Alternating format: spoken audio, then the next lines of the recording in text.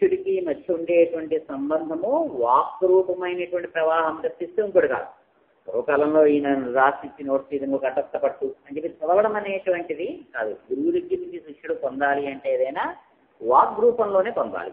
ఆయన చెప్పినటువంటి మాట వినడము అనేటువంటి దాంట్లో వినడము ద్వారానే పొందుతాడు. అలాగే వినడము వల్ల వచ్చినటువంటి జ్ఞానమే చాలా గొప్పది అంటారు. అందుకే మామూలుగా కూడా వినికిడి జ్ఞానం అంటారు. మనకు చాలా విషయాలు మనకి వాటి మీద పెద్ద మనకు తెలియదు, ఆ పుస్తకాలు మనం చదువుకోలేదు. కానీ ఇక్కడ అక్కడ విన్నటువంటి వాటి బట్టి మనకి ఆ సందర్భానుసారంగా ఆ జ్ఞానాన్ని మనం ఉపయోగించుకుంటాం. ఇప్పుడు మనం ఎప్పుడూ ఢిల్లీ వెళ్ళలేదు, కానీ ఆ ఢిల్లీలో ఏదో ఫలానా చోట ఇవి దొరుకుతాయటండి, ఫలానా చోట అవి దొరుకుతాయటండి. ఎందుకంటే పక్కింటి వాళ్ళు ఎవరో వెళ్ళారు, వాళ్ళు ఏదో సామాను కొనుక్కున్నారు. ఎక్కడంటే ఢిల్లీలో కొన్నారా, బాగుందండి. ఎక్కడంటే అక్కడ ఏదో ఫలానా బజార్ ఉందండి, ఆ బజార్లో ఇలాంటివన్నీ దొరుకుతాయండి. రేపు పొద్దున మన వాళ్ళు ఎవరైనా ఢిల్లీ వెళ్తుంటే మనకు ఆ వస్తువు కావాలంటే ఫలానా బజార్లో దొరుకుతాయట, ఢిల్లీలో కొంచెం తెచ్చి పెడతావని వీలైతే అని మనం అంటాం. నీకు ఎలా తెలుసు ఢిల్లీలో ఫలానా బజార్లో ఇవి దొరుకుతాయి అని? నువ్వు వెళ్ళి చూసావా? చూడలేదు, ఎప్పుడో కొన్నాం. అంటే ఎప్పుడో మనం విన్నాం, ఎక్కడో మనం విన్నాం. ఆ విన్నటువంటిది మనకి ఆ జ్ఞానం మనకు లేదు. అందుకని వినికిడి జ్ఞానం అంటారు. పూర్వకాలం పెద్దవాళ్ళు, ముఖ్యంగా ఇంట్లో ఉండేటువంటి స్త్రీలు వాళ్ళు చదువుకున్న వాళ్ళు కాదు, కానీ వాళ్ళు పురాణాల్లో కథలన్నీ చెప్పేవారు, సామెతలు చెప్పేవారు, ఇవి చెప్పేవారు, అవి చెప్పేవారు. ఎక్కడ చదువుకున్నారంటే వాళ్ళు మాట్లాడితే నోట్లోంచి సామెత వస్తుంది వాళ్ళకి. ఇన్ని సామెతలు మీకు ఎలా తెలుసు అంటే ఎప్పుడు మా చిన్నప్పుడు మా అమ్మ చెప్పింది, మా బామ్మ చెప్పింది. అంటే వాళ్ళు చెప్తుంటే విని తెలుసుకున్నటువంటి తప్పిస్తే వీళ్ళు చదివి తెలుసుకున్నటువంటి కాదు, దానికి అనుభవాన్ని జోడించుకున్నటువంటి. అంటే ఉపదేశం అనేటువంటిది గురువు దగ్గర నుంచి శిష్యుడికి వచ్చేటువంటిది ఎప్పుడూ కూడా వాగ్రూపంలో ప్రవహిస్తుంది. ఆ వాగ్రూపంలో ప్రవహించేటువంటి ఉపదేశాన్ని చెవి స్వీకరిస్తుంది. అంటే చెవులకు ఒక గౌరవం ఇచ్చారు. అందుకనే స్తోత్రము అంటారు. స్తోత్రము, అందుకే వేదానికి కూడా శృతి అని పేరు. శృతి అంటే వినపడినది అని చెప్పి. అంటే వేదము భగవంతుడు చెప్తే అది వీళ్ళు విని దాన్ని మళ్ళీ ఉచ్చరించారు. వాళ్ళందరూ వాళ్ళు రాసినటువంటి కాకుండా శృతి అని చెప్పి. ఈ తర్వాత ఈ శృతి మీద, వేదముల మీద ఆధారపడినటువంటి సాహిత్యాన్ని స్మృతి అంటారు. అంటే వేదంలో చెప్పినటువంటిది ఏదో మనం బుర్రలో పెట్టుకుని దాన్ని బట్టి మనం కొన్ని సూత్రములు కానీ కానీ తయారు చేసుకున్నటువంటివి ఈ మనుస్మృతి, పరాస్మృతి, ఈ ధర్మశాస్త్రాలు, ఇవన్నీ కూడా స్మృతుల కింద లెక్క. వేదము శృతి కింద లెక్క. అంటే సాక్షాత్తు భగవంతుడి దగ్గర నుంచి వీళ్ళు విన్నారు, అంటే మానసికంగా విని ఉచ్చరించారు అని చెప్పింది. అంటే వాళ్ళంతా వాళ్ళు రాసినటువంటిది కాదు, వాళ్ళు విని చేసినటువంటిది. అంటే వేదములకు శృతి అని పేరు, చెవికి శ్రోత్రము అని పేరు. శ్రోత్రము శృతిలాగే శ్రోత్రం అంటే చెవి, అంటే వినేటువంటిది. అలా విన్నటువంటిది వేదము. అంటే చెవిలో పడినటువంటి మాటలు మనకి అలాగే నిలిచి ఉంటాయి. మనం చదివినటువంటిది ఇది ఏది మనం ఒక్కోసారి మర్చిపోతాం. అందుకే చిన్నప్పుడు రైమ్స్ అవన్నీ కూడా పుస్తకం లేకుండా వీళ్ళు టీచర్ చెప్తే నేర్చుకుంటారు. అవి ఇంకా కొంచెం మనకి ఆడుతూ ఉంటాయి. అంతేగాని మనం 10th క్లాస్లో కంఠస్థ పెట్టే పువ్వు గుర్తున్న పద్యాలన్నీ కంఠస్థ పెట్టండి అంటే అక్కడ కంఠస్థ పెట్టామో రాసాం, కానీ మనకి ఊళ్ళో ఉండవు. అది ఎందుకంటే కంఠస్థ పెట్టడం కోసమే మనం చేసాం. కానీ చిన్నప్పుడు అమ్మ చెప్పినటువంటి పద్యాలు కానీ ఆ రైమ్స్ కానీ చిన్నప్పుడేవో ఈ పాటలు అవన్నీ కానీ మనకు అలా ఉండిపోతాయి. ఎందుకంటే అది శృతి, మనకి అది విని మనం నేర్చుకున్నటువంటిది, మనం చదివి మనం నేర్చుకున్నటువంటిది కాదు. అందువల్ల అమ్మవారు ఏం చేస్తుంది, ఈ కుండలములు ధరించింది రత్నములతో కలిగినటువంటి, అంటే వెలుగు, అంటే చెవికి వెలుగు. చెవికి వెలుగు ఎప్పుడు వస్తుంది? చక్కటి జ్ఞానము కలిగినప్పుడు, మంచి మాటలు విన్నప్పుడు చెవికి వెలుగు. అందుకే నిజానికి ఆవిడ రత్నములు కుండలములు ధరించింది అంటే మెరుస్తున్నటువంటి ఆభరణములు ధరిస్తోంది అంటారు. ఆవిడ చెవులలో నిరంతరము మంచి మాటలు పడుతున్నాయి. వెలుగు కలిగినటువంటి వికాసవంతమైనటువంటి పదాలను వింటూ ఉంటుంది ఆవిడ. వాళ్ళ మీద వీళ్ళ మీద చెడ్డమాటలు చెప్పుకునేటువంటివి ఇవి కదా. ఆవిడ చెవుల్లో పడేటువంటి మాటలు అనునిత్యము ఆవిడ చుట్టూ ఉండేటువంటి వాళ్ళు చేసేటువంటి నామ సంకీర్తనో, జపమో, లేకపోతే సత్సంగమో, ఏదో మంచి మంచి మాటలు చెవుల్లో పడతాయి. ఆ చెవులకి ఆభరణం ఏమిటంటే ఆ మంచి మాట అని చెప్పి అన్నారు. అలాగా ఆ చెవులలో పడేటువంటి మాటల వల్ల ఆ చెవి ప్రకాశం. అయితే దాన్ని వాళ్ళు చక్కగా ఎలాగ చెప్పారంటే ఒక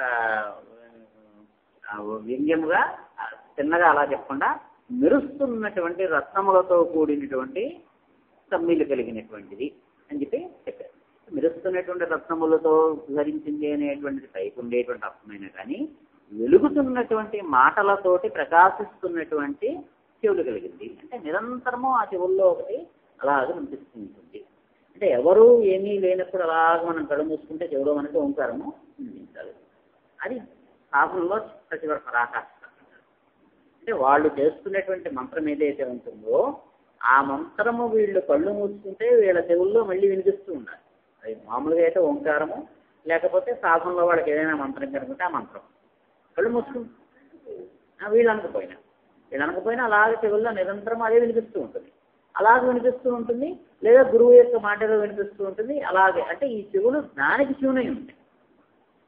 ఆ గురువు చెప్పేటువంటి మాటకో మనం చేసేటువంటి మంత్రానికో అలాగే చెవుల్లో అదే వింటూ ఉంటుంది. అంటే ఎప్పుడైతే మన చెవుల్లో మనకి మంచి మాటలు మనకి వింటూ ఉంటావో అప్పుడు మన చెవులు చక్కటి రసములు ధరించినట్టుగా ప్రకాశిస్తూ ఉంటాయి అని చెప్పి.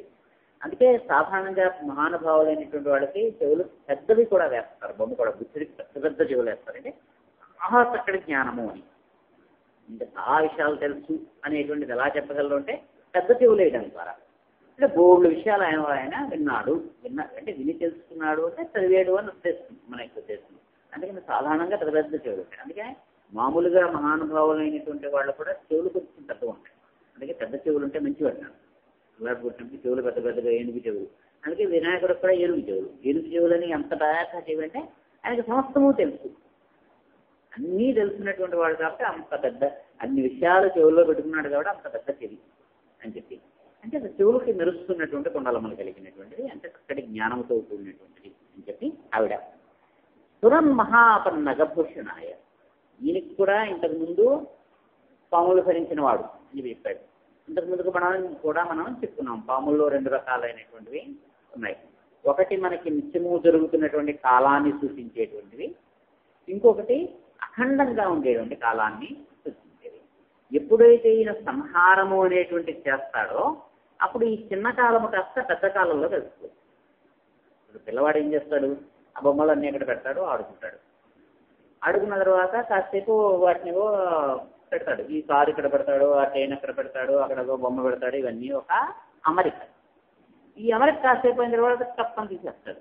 తీసి అన్నీ కలిపి పెట్టుకోబడేస్తాడు. వాడి బొమ్మలు పెట్టేదో ఉంటుంది, ఆ బొమ్మలు పడేస్తాడు. మళ్ళీ ఎప్పుడైనా ఆడుకుంటాడు. ఆడుకున్నప్పుడు మళ్ళీ పేర్చుకుంటాడు. అంటే ఈ పేర్పు అనేటువంటిది సృష్టి. ఆ భగవంతుడు అలాగే పేరుస్తూ ఉంటాడు. మళ్ళీ కొన్నాళ్ళు పోయాక మళ్ళీ దాన్ని తెలిపెట్లో పడేస్తాడు. అంటే పెట్లో ఉండేటువంటిది ఎప్పుడూ ఉండేటువంటి అది అలాగే ఉంటుంది. ఇది అప్పుడప్పుడు ఉండేది. దీని లెక్క దీనికే ఉంటుంది, దాని లెక్క దానికే ఉంటుంది. అయితే అది అనంతమైనటువంటిది, అఖండమైనటువంటిది. ఇది చిన్న సృష్టి. అంటే దీనికి ఒక లెక్క ఉంటుంది, దానికి ఒక లెక్క ఉంటుంది. అదేదో గంటలని సూచించేటువంటి ముళ్ళు లాంటిది అదైతే, ఇది సెకండ్లను నిమిషాల్లో సూచించేటి ముళ్ళు లాంటిది. ఇది తొందరగా అయిపోతుంది. అది అలాగే నెమ్మదిగా అలాగే తిరుగుతుంది. అంటే ఇది తిరిగి వచ్చే లోపల ఇది 4 సార్లు 5 సార్లు అయిపోతుంది. అలాగా అఖండమైనటువంటి కాలాన్ని సూచించేటువంటి సర్పముని ధరిస్తాడు. ఇప్పుడు సంహారం అనేటువంటి జరిగిపోయిన తర్వాత ఏమీ లేనటువంటి స్థితిలో ఏముంటుంది అంటే ఆయన ఉంటాడో కాలం ఉంటుందంటే ఇంకేముంటుంది. ఆవిడ కూడా ఆయనలోకి వెళ్ళిపోయిన తర్వాత ఉండగలిగినటువంటిది ఏమీ లేదు, ఆయన ఒకటే ఉంటాడు. ఆయనతో పాటు ఆ కాలం ఆ పెట్టె మూత పెట్టేస్తూ కూర్చుంటాడు. ఆ బొమ్మలన్నీ అందులో ఉంటాయి. ఆయన ఆ బొమ్మలు పెట్టే ఉంటుంది. ఎప్పుడో బొమ్మలు పెట్టి వేస్తాడు. తీయడం అంటే అమ్మవారు అన్నమాట. తీయగానే ఈయనలోంచి అమ్మవారు అనేటువంటి ఆవిడ నిద్రలేసి చక్కగా తీసి ఆడుకుంటాడు. ఈయనకి చాలే ఆట అనిపిస్తుంది. అప్పుడు మళ్ళీ తీసి లోపల పెట్టారు. అప్పుడు మళ్ళీ అమ్మవారు లోపలికి వెళ్ళిపోతారు. అంటే ఈయనలోంచి అమ్మవారు వస్తూ ఉంటుంది, ఆ బొమ్మలు పెట్టి తీసుకొస్తేపు ఆడుతూ ఉంటుంది. ఈ వద్దు అంటే ఈ లోపలికి వెళ్ళిపోతుంది, ఈ బొమ్మలన్నీ లోపలికి వెళ్ళిపోతాయి. అంటే ఆయన ఒకటే ఉంటాడు. అంటే ఆయన ఒక్కడే ఉన్నప్పుడు ఆయనతో ఉన్నటువంటిది ఏమిటి అంటే కాలం అనేటువంటి దేశం ఉంటుందండి. ఏమీ లేనటువంటి కాలం. ఆ లోపల ఏమున్నాయో తీస్తే కానీ మనం చెప్తాం. అది తీయకుండా ఉండేటువంటి అంటే లోపల ఏమీ లేవా అంటే ఉన్నాయి. ఎలా ఉన్నాయంటే ఇప్పుడు మూత పెట్టేస్తున్నాయి. ఎవరో తీయాలి, మూత తీస్తే అప్పుడు వస్తుంది. ఆ మూత తీయడం అనేటువంటిది సృష్టి. ఆ పని ఆవిడ చేస్తే అమర్చుకుంటుంది. అంటే అలాగా ఏదైతే తోమేసినటువంటి పాత్రలు మళ్ళీ పని మంచిగా తోమేసి అక్కడ బౌలింగ్ వాటిలో ఏమీ ఉండదు. అప్పుడు అదే పాత్రలో మనం తీసి గుమ్మగుమ్మలాడేటువంటి కూర చేస్తాం, ఒక సాంబార్ చేస్తాం. ఆ పాత్రలో వాటితోటి చక్కగా మెచ్చిపోతూ ఉంటాయి. దీంట్లో ఇది దాంట్లో అది గార్నిష్ చేస్తే రకరకాల డిష్లు అన్నీ అయిపోయిన తర్వాత తినేసిన తర్వాత తోమేసి అక్కడ పెట్టేస్తే ఖాళీగా ఉంటాయి, వాటిలో ఏమీ ఉండదు, అవన్నీ మళ్ళీ వాటి స్థానాల్లో వెళ్ళిపోయి ఉంటాయి. అటువంటి స్థితిలోనూ ఈయన ఉంటాడు. ఈ కాలం జరుగుతున్నప్పుడు చూస్తూ కూడా ఉంటాడు. అంటే అఖండమైనటువంటి కాలాన్ని చుట్టుకున్నటువంటి వాడు ఈ చిన్న చిన్న కాలాన్ని కూడా చుట్టుకున్నాడు. అందుకని చేతులకి అయిన పాములు చుట్టుకుంటాడు, అవి చిన్న పాములు. చేతులు కాళ్ళకి చుట్టుకుంటాడు, అవి చిన్న చిన్న పాములు. మెడలో ఒక పెద్ద పాము, ఆ పెద్ద పాము మొత్తము కాలం, ఇవి చిన్న చిన్న కాలాలు.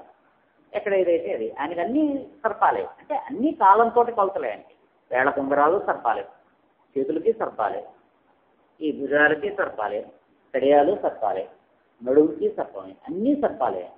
ఒక పెద్ద పాము మాత్రం ఆయనతో ఆ మెడలో లాగా ఉంటుంది. అది అంతిమ దాని కింద లెక్క. అది ఆయనే వాళ్ళిద్దరే. ఇవి చిన్న చిన్న ఇవి అనమాట. అదే అంటే ఆ స్థితిలోనూ ఆయన ఉంటాడు. అందుకని ఈవిడ ఎప్పుడైతే జ్ఞానము అనేటువంటి దాంట్లోకి ప్రవేశిస్తుందో, మనం సృష్టిలో జ్ఞానం అనేటువంటిది పొందుతామో, అప్పుడు సృష్టిలో జ్ఞానం పొందితే ఇంకా సృష్టి మనకి లేదు. ఆయన స్థితిలోకి మనం వెళ్ళిపోతాం, ఆ స్థితిలోకి మనము వెళ్ళిపోతాం. అంటే చిట్ట చివరి శ్లోకంలో ఈయన ఏం చెప్తున్నాడు, ఇంత వర్ణన చేసి చక్కటి రత్నముల యొక్క కుండలములు, వెలుగుతున్నటువంటి కుండలములు.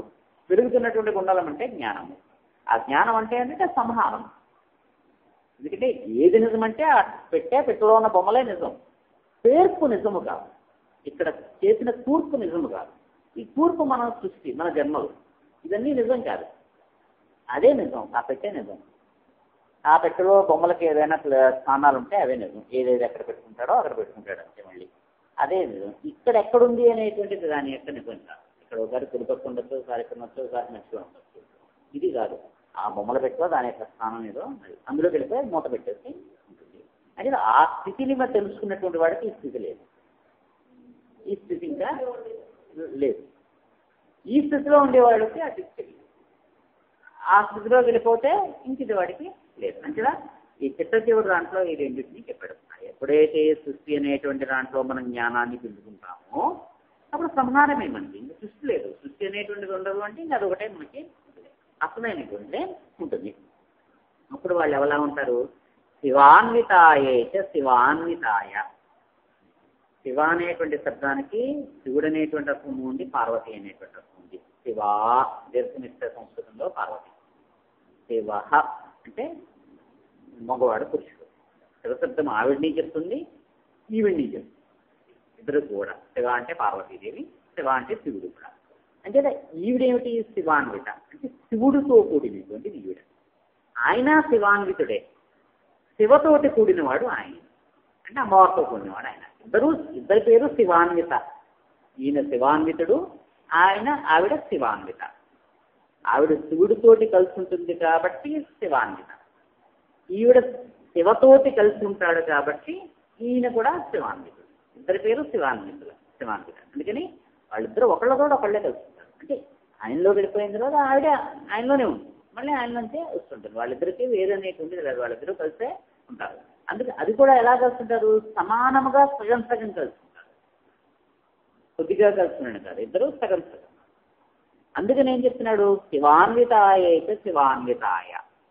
శివాన్వితాయే ఆవిడ తన భర్తతో కూడి ఉంటుంది, ఈవిడ శివాన్విత ఆవిడతోటి కలిసి అంతేదా. నమశివాయ అయితే నమశివాయ అంటే ఇది చెప్పి ఇంకా చిట్ట చివరి దీనికి ఏమిటంటే, మామూలుగా ఏ స్తోత్రం చెప్పినా సరే దానికి ఒక ఇది చదివితే వచ్చేటువంటి ఫలితం ఏమిటి అనేటువంటి ఒక ఫలశ్రుతి అని చెప్పి చెప్తారు.